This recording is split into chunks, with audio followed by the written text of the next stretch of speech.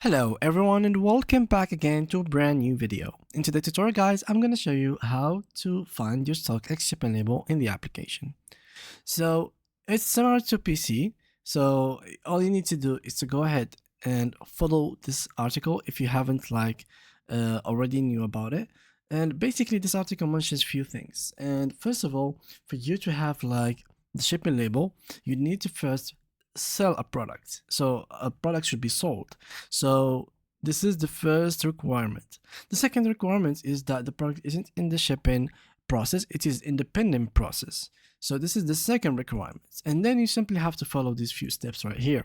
So once your items are sold, visit your Stockx profile. So right here, and then go to the setting tab, which is going like over here. Very easy and simple.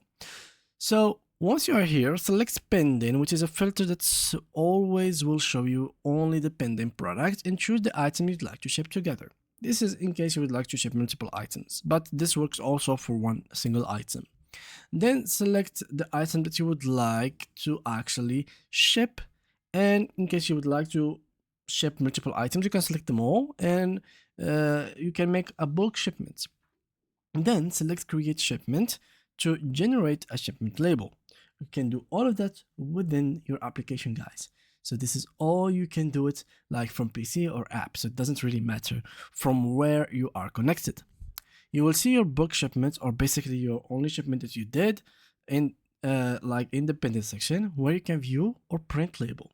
And then you can select the label, you can view it, and basically you can literally just print it out in case you'd like to print it.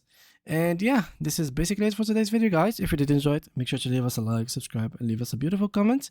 And see you guys in the next upcoming videos.